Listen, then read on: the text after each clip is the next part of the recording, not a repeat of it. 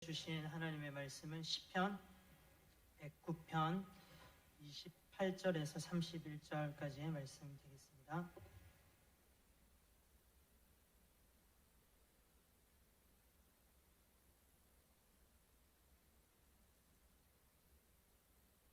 시편 109편 28절에서 31절까지의 말씀을 저와 성도님들 한 목소리로 같이 읽도록 하겠습니다.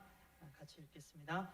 그들은 내게 저주하여도 주는 내게 복을 주소서. 그들은 일어날 때 수치를 당할지라도 주의 종은 즐거워하리이다. 나의 대적들이 욕을 옷 입듯 하게 하시며 자기 수치를 겉옷같이 입게 하소서. 내가 입으로 여호와께 크게 감사하며 많은 사람 중에 찬송하리니 그가 궁핍한 자의 오른쪽에 서사 그의 영혼을 심판하려 하는 자들에게서 구원하실 것이미로다. 아멘. 오늘 시편 109편 말씀을 가지고 저주가 복이 되게 하소서라는 제목으로 하나님 말씀을 증거하겠습니다. 성도님들 한 주일 잘 보내셨습니까? 오미크론으로 코로나로 굉장히 많은 사람들이 힘들어하고 또 고통스러워했었던 한 주인 것 같습니다. 우리 성도님들 하나님의 평강과 은혜가 늘 함께하고 힘들고 어려운 가운데서 늘 지켜지기를 또 저희들이 영육으로 강건하기를 또 기도합니다. 함께 서로를 격려하면서 이렇게 인사하면 좋겠습니다. 앞뒤 좌우분들하고 이렇게 조심하시면서 인사하면 좋겠습니다. 축복합니다. 평강하세요. 축복합니다. 평강하세요. 시편 109편은 다윗의 시이자 노래이자 기도입니다. 오늘 본문 말씀은 단편적으로 우리가 저희 부분적으로 봐서는 안 되는 부분인 것 같습니다. 오늘 본문 말씀을 나누기 위해서는 먼저 시편 109편 전체의 내용을 살펴봐야 되고 그리고 더 나아가서 다윗의 인생의 전체의 삶까지도 같이 생각하면서 살펴볼 필요가 있습니다. 먼저 시편 109편에서 이 시인인 다윗은 하나님을 찬양하면서 노래를 시작하고 있습니다. 항상 우리가 다윗에게 기대했고 다윗을 통해서 살펴봤던 그런 모습이죠. 그런데 바로 이 찬양 이후에 다윗의 고백과 하나님께 드리는 이 기도의 내용이 가히 충격적으로 다가옵니다. 다윗은 자신을 괴롭히고 공격했던 상대에게 저주의 기도를 하고 있기 때문입니다. 시편 109편 6절에서 19절까지 그 내용이 나오는데요. 지금부터 이 다윗이 했었던 기도, 저주의 내용을 한번 간단히 살펴볼 건데요. 가히 이 내용은 청소년 청취 불가 수준의 그런 내용이 되겠습니다. 여러분들 성경책을 한번 펴주시고요. 한번 눈을 따라서 다윗이 어떤 저주를 했는지 한번 살펴보면 좋겠습니다. 보십시오. 시편 109편의 6절과 7절인데요.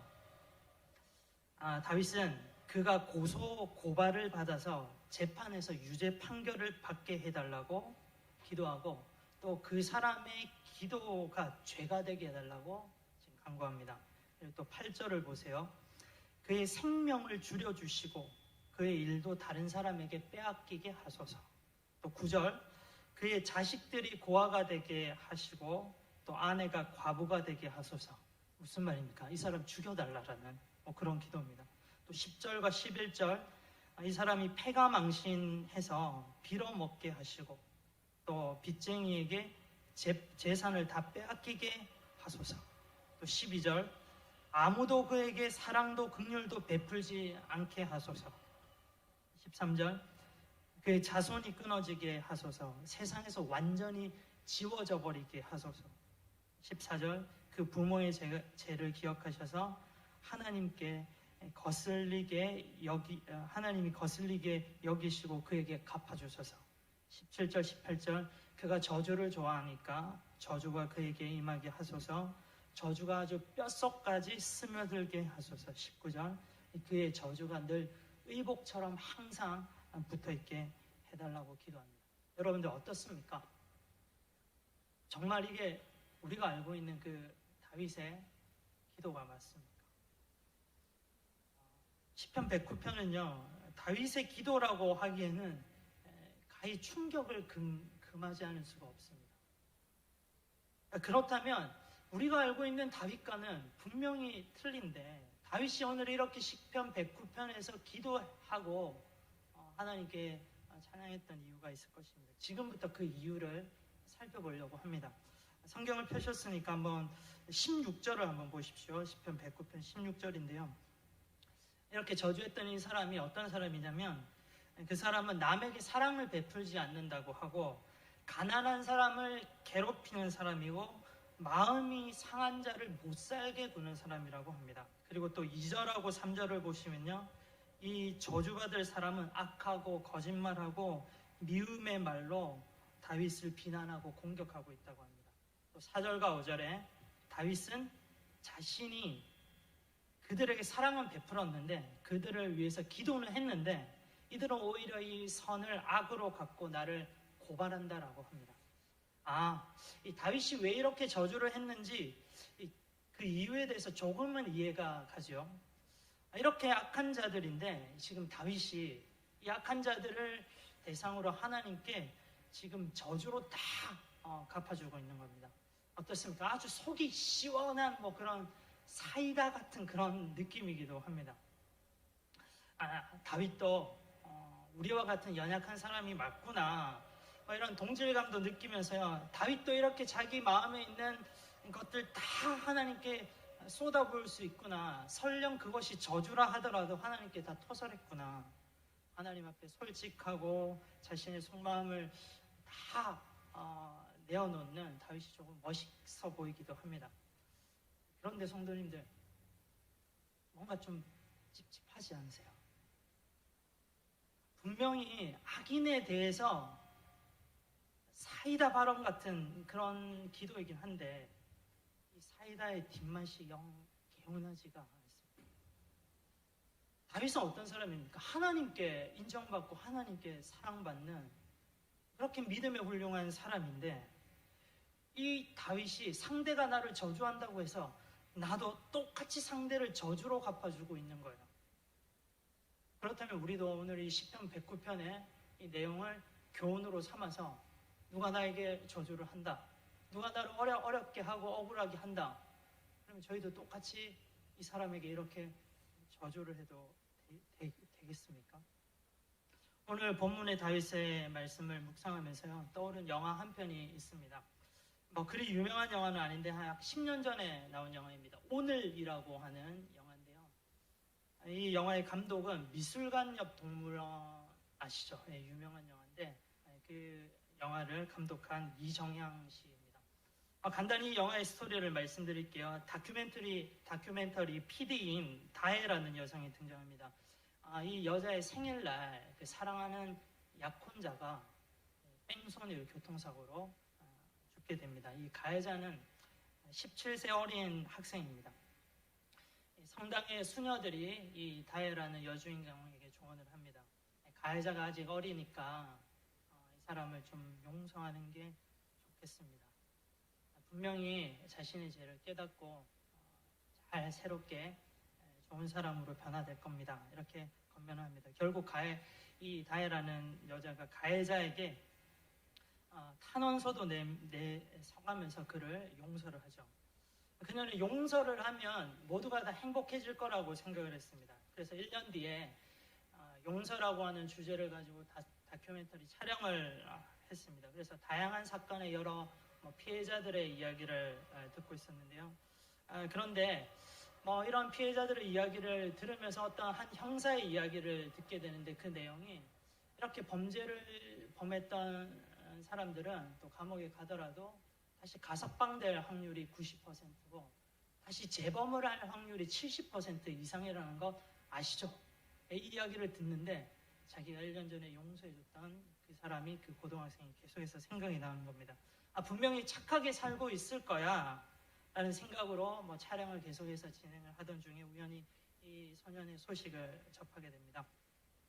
이 가해자가 얼마 뒤에, 이 사건이 있었지만 얼마 뒤에, 3개월 뒤에 자신의 친구를 죽였다라는 거예요. 그리고 결국은 소년원에 가게 됐다라는 이야기입니다. 이 여주인공은 자신이 너무 쉽게 그 사람을 용서한 것이 아닐까. 실제로 자신이 이 소년에게 살해당한 그 사람을 죽였다라고 하는 그런 죄책감까지 가지게 됩니다. 그러면서 자신의 약혼자를 죽였고 그의 친구까지 죽인 이 가해자를 증오하며 저주하며 그런 모습이 영화에서 그려집니다. 얼마 전에 중고등부 학생들에게도 이 영화를 잠시 소개를 했는데요. 오늘 시편 109편의 이 말씀과 오늘 이 영화라는 영화를 보고 제가 학생들에게 뭐라고 말을 하면 좋을까요? 뭐라고 가르치면 좋을까요? 여러분들 앞으로 이런 사람들 절대 용서하면 안 됩니다. 성경에는 7번에 1번까지 용서하라고 이야기하고 있지만 현실은 성경과 틀립니다. 여러분들 절대 이런 사람들은 용서하지 마세요. 이런 사람들 저주해도 됩니다. 제가 이렇게 말씀을 가르치는 게 맞는 걸까요? 로마서 12장 14절에 이런 말씀이 있습니다. 여러분을 박해하는 사람을 축복하십시오. 축복을 하고 저주를 하지 마십시오. 성경은 여러분들 박해하는 사람들을 축복하라고 했지만 현실은 달라요. 이 가해자 자신이 가해했던 경험 그대로 그 이상으로 누군가에게 당하는 것이 맞지 않습니까? 그렇게 여러분들 기도해도 됩니다. 오늘 이 시간 제가 여러분들에게 이렇게 권면하는 것이 맞는 것일까요? 그러지 않을 것입니다. 우리는 다윗에게 어떤 것을 기대합니까? 그가 우리에게 믿음의 본을 보여줄 것을 사실은 우리는 기대하고 있습니다. 우리는 잘 못하지만 다윗 당신만은 믿음의 기준을 따라서 우리가 나아가야 될 그 믿음의 방향을 보여주시고 우리에게 도전을 주세요. 이런 것들을 요구하는 거예요. 이런 점은 세상이 우리 그리스도인들에게 요구하는 부분들과 똑같은 점이라고 생각합니다. 다윗이 이렇게 악인들을 악독하게 저주하는 것이 맞을까요? 결론을 말씀드리자면 아니라고 생각합니다. 아무리 상대방이 악인이라 하더라도 시편 109편은 성경의 전반적인 가르침과 맥락과는 반대되는 그런 부분이 있습니다. 다윗이 오늘 본문과 같은 저주를 악인에게 그렇다면 퍼부을 수밖에 없었던 이유가 있었다라고 생각합니다. 죄송합니다. 크게 두 가지 이유인데요. 첫 번째는 다윗이 저주하는 이 악인들은 다윗 개인에게 악을 퍼붓는 것이 그것뿐만 아니라 다윗이 섬기고 있는 하나님을 저주하고 하나님을 우습게 보고 해방하는 자들이라는 사실입니다. 이 부분을 WBC라고 하는 유명한 주석을 살펴보면서 참고를 했는데 거기에서는 이렇게 설명을 하고 있습니다. 시편 109편은 다윗은 단순히 개인적인 원한에 의해서 이렇게 저주를 퍼붓고 있는 것이 아니다. 악인들이 하나님의 정의와 명예를 훼손시키고 있었기 때문에 다윗이 지금 이렇게 화가 나 있다라고 합니다. 다윗이 골리앗과 싸움을 했을 때를 여러분들 기억하시죠? 골리앗이 이스라엘 군대를 모욕했고 더 나아가 이스라엘 군대와 함께 하시는 살아계신 하나님까지도 모욕했습니다. 이 다윗이 아직 나이가 어렸지만 물맷도 5개 또 막대기를 가지고 골리앗과 맞서 싸웁니다. 다윗은 골리앗에게 분노하면서 이렇게 말합니다. 네가 칼과 창과 단창으로 내게 나오지만 나는 살아계신 만군의 여호와의 이름으로 나아간다. 다윗이 그러면서 언제 분노하고 있습니까? 만군의 여호와의 이름이 회방당할 때 다윗이 분노하고 있는 겁니다. 다윗의 이런 모습을 우리들이 알고 있다면 시편 109편에서 다윗이 왜 이렇게까지 이 상대방을 저주하는지에 대해서 이해가 가는 것입니다. 상대방이 다윗뿐만 아니라 다윗 뒤에 계신 하나님을 저주하고 해방하고 있기 때문입니다. 그것이 이 다윗이 이렇게 악인들에 대해서 저주하고 있는 첫 번째 이유입니다. 그리고 두 번째 이유는 이 다윗이 악인을 저주하는 두 번째는 지금 다윗의 처해 있는 상황과 환경이 너무너무 힘들고 어려웠기 때문입니다. 이 부분을 우리가 잘 이해를 해야지 다윗의 이런 고백들, 이런 저주의 부분들이 이해가 되는 거예요. 공감이 됩니다. 다윗의 이런 저주의 기도를 믿음이라고 하는 측면에서 볼 때 이것은 영적인 정당방위라고도 생각할 수 있겠습니다. 영적인 정당방위. 정당방위가 언제 성립이 됩니까? 누군가 나를 공격할 때 본능적으로 나 자신을 보호하기 위해서 상대방을 또 공격할 때 이런 상황에서 정당방위가 성립이 되죠. 시편 109편 22절 25절을 보면요, 다윗의 상황이 지금 이 상황이 나와 있는데, 다윗이 지금 심신이 쇠락했고 바른 판단도 할 수 없는, 그러면 바른 신앙의 고백도 할 수 없는 그런 지경이라는 것을 우리가 알 수가 있습니다. 함께 이 부분을 읽어보면 좋겠습니다. 시편 109편 22절에서 25절. 다윗이 어느 정도로 힘든 상황인지 여러분들이 아시면 좋겠습니다. 같이 읽겠습니다. 나는 가난하고 빈곤합니다. 내 마음이 깊은 상처를 받았습니다. 나는 석양의 기운은 그림자처럼 사라져가고 놀란 메뚜기 떼처럼 날려갑니다.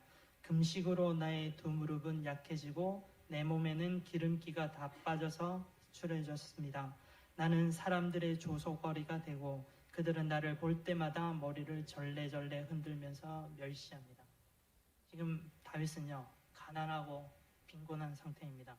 마음 깊은 상처를 받았다고 해요. 다윗의 심신이 얼마나 쇠약해졌냐면, 석양의 기운은 그림자처럼 나는 사라져가고 있다라고 느끼고요, 지금 놀란 메뚜기처럼 날아갈 정도로 지금 너무 힘들고 고통스럽고 두려운 가운데 있는 겁니다.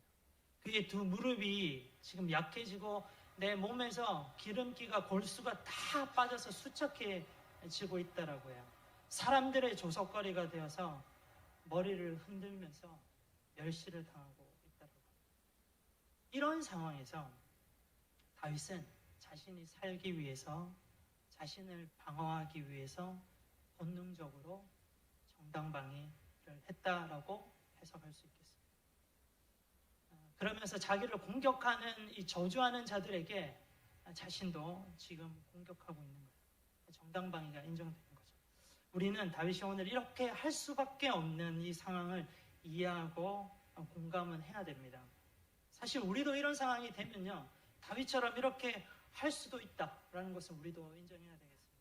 그런데 다윗이 저주한 것이 이해가 된다라고 해서 이것이 바른 것이다 이렇게 말해서도 안 되겠죠.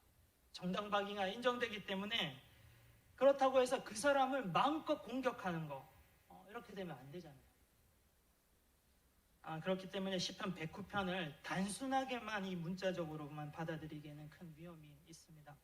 다윗은 그의 삶을 통해서요, 그의 전인격적인 모습을 통해서 그의 믿음을 보여주고 있는데요, 그것은 다윗은 누군가에게 저주를 받았을 때 그는 그 저주를 하나님 앞으로 가지고 나갔다라는 사실입니다.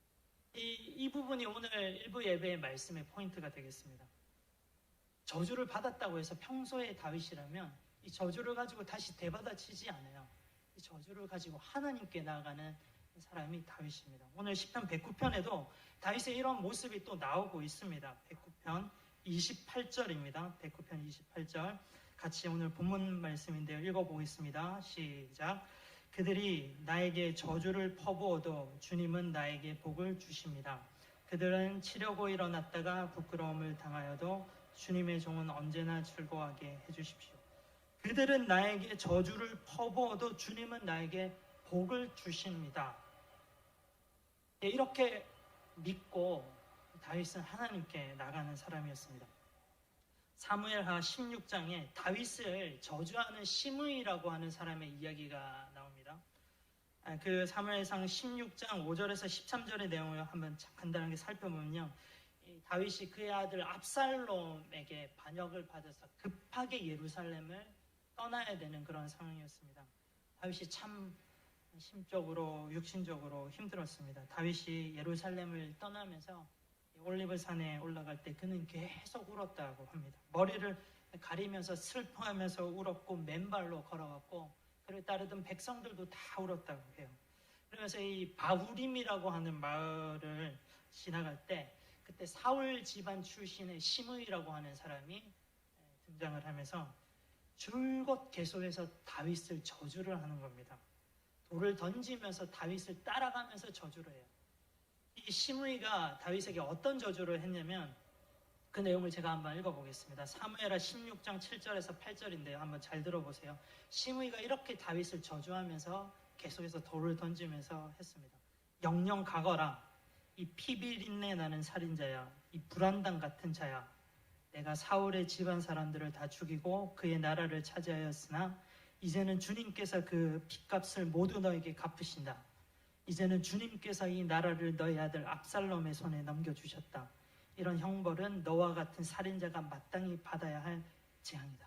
이 저주가 얼마나 끔찍하고 악독했는지요. 그래서 계속해서 끊임없이 이 저주가 이어지는지요. 다윗의 신복 아비새가 이렇게 이야기합니다. 내가 당장 저 시므이 당장 죽여버리겠습니다. 이렇게 이야기를 하지만 다윗의 반응을 우리가 좀 주목하면 좋겠습니다. 내 몸에서 난 자식도 지금 나를 배반하고 내 목숨을 노리고 있는데 하물며 저 베냐민 사람이냐? 베냐민 사람이라고 하는 것은 사울의 출신이죠.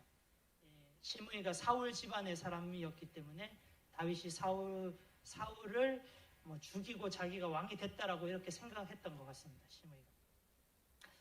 그러면서 다윗이 참 마음이 아파하고 어려운 겁니다. 이렇게 자식에게도 쫓기는 마당에 이런 또 저주를 들어야 되니까 사울의 마음이 얼마나 힘들고 비참했겠습니까? 그때 이 다윗이 또 이런 말을 합니다. 그 한마디인데요. 함께 말씀을 읽어보면 좋겠습니다. 사무엘하 16장 12절입니다. 같이 읽겠습니다. 혹시 주님께서 나의 비참한 모습을 보시고 오늘 시므이가 한 저주 대신에 오히려 나에게 좋은 것으로 갚아주실지 누가 알겠어? 혹시 주님께서 나의 비참한 모습을 보시고 나의 저주받는 이 모습을 보시고 시므이가 한 저주 대신에 오히려 나에게 좋은 것으로 갚아주실지 누가 알겠소? 그러면서도 여전히 시므이는 이 바울임을 지나서 산비틀을 타고 가면서 다윗을 따라오면서 계속 저주하고 돌을 던지고 흙을 뿌리고 있습니다. 여기에서 알 수 있는 사실이 무엇입니까? 다윗은요, 자신에게 오는 저주를 다 들었고 이것을 가지고 하나님 앞에 나아가는 사람이었다는 겁니다. 하나님이 이 저주 다 들으셨죠. 하나님이 이 저주를 들으셨죠. 저를 제발 좀 불쌍하게 여겨주세요. 이 저주가 나에게 임하지 않고 이 저주가 오히려 나에게 복으로 임해서 나에게 돌아오게 해주세요. 이런 기도를 드린 거예요. 하나님 앞에 이 저주를 가지고 나아갔습니다. 하나님은 이 시므이의 저주를 듣지 않으셨습니다. 결론적으로 이 이야기의 결론을 말씀드리면 다윗이 압살롬의 반역을 하나님의 도우심으로 또 극복하고 다시 예루살렘으로 돌아갑니다. 하나님께서 그를 불쌍히 여기시고 그의 저주를 듣지 않으시고 복으로 또 갚아주십니다. 얼마 전까지 다윗을 축자사자 저주했었던 이 시므이의 반응이 참 안쓰럽기도 한데요. 다윗이 이제 요단강을 건너서 예루살렘에 돌아갈 때 시므이가 제일 먼저 와요. 그리고 바짝 자신의 허리를 굽히고 절을 하면서 다윗에게 완전 삭삭 빕니다. 그러면서 이 다윗의 부하들이 말하죠. 아비새가 말합니다. 이 시므이는 죽어 마땅합니다. 하나님께 기름 부음 받은 왕을 그렇게 저주했으니 당연히 죽여야 됩니다. 죽입시다. 할 때 다윗의 반응이 어떻습니까? 물론 그 시므이를 죽인다고 해서 누가 뭐라고 말을 하겠습니까? 죽여도 되죠. 그렇지만 다윗은 그렇게 하지 않습니다. 시므이에게 맹세를 합니다. 너는 처형을 당하지 않을 것이다. 이 모습이 바로 우리가 알고 있는 다윗의 모습, 우리가 믿음으로 본받기를 바라는 이 다윗의 모습이 아니겠습니까? 시편 109편 28절 오늘 본문 말씀을 다시 한번 보십시오. 그들이 나에게 저주를 퍼부어도 주님은 나에게 복을 주십니다. 시므이가 합당하지 않게 아무리 다윗을 저주했지만 하나님은 이 저주를 들어주시지 않았습니다. 오히려 다윗을 불쌍하게 여기시고 그에게 은혜로 갚아주셨습니다. 혹시 여러분들, 사랑하는 성도님들, 누군가에게 합당치 않게 저주를 듣거나 억울하게 가슴 아파 본 적 있으십니까? 지금까지 그런 적 없다 할지라도 우리의 인생 살아갈 때 또 언젠가는 이런 경우가 있을 수도 있을 것입니다. 그때 오늘의 이 말씀을 기억하십시오. 사실 이때는 우리가 저주받을 때, 이때는 합당치 않은 이 저주를 받을 이때는요, 우리가 복받을 수 있는 기회라고 여러분들 믿으시기 바랍니다.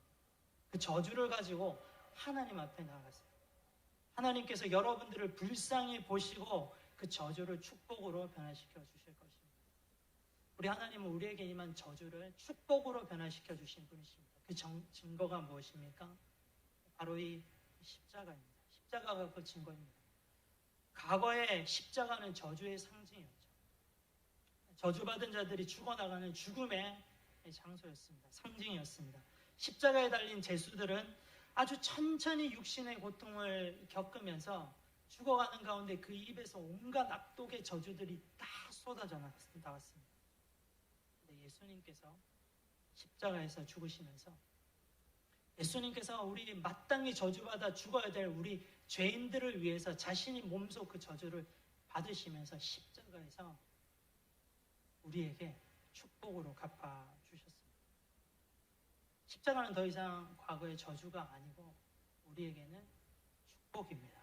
갈라디아서 3장 13절 말씀을 같이 한번 읽어보겠습니다. 그리스도께서 우리를 위하여 저주를 받은 사람이 되심으로써 우리를 율법의 저주에서 속량해 주셨습니다. 기록된 바 나무에 달린 자는 모두 저주를 받은 자이다 하였기 때문입니다. 저주의 상징이었던 이 십자가가 예수님으로 인해서 축복의 상징이 되었습니다. 더 이상 저주가 아닙니다. 생명을 살리고 용서가 있고 축복이 흐르는 십자가입니다. 본질상 우리는 죄로 인해서 저주받아 사망으로 죽어야 될 사람들이지만 하나님께서 예수 그리스도로 이 십자가를 통해 생명으로 축복으로 우리에게 바꿔주신 것입니다. 이 사실을 믿는 우리의 존재 자체가 저주가 축복으로 바뀐 살아있는 증명체입니다. 그렇죠. 우리는 십자가의 믿음을 붙잡고 있는 사람들입니다. 예수님처럼 저주를 축복으로 바꾸는 사람들이 저희들이에요. 우리에게 향하는 저주를 가지고 십자가 앞으로 나갑시다.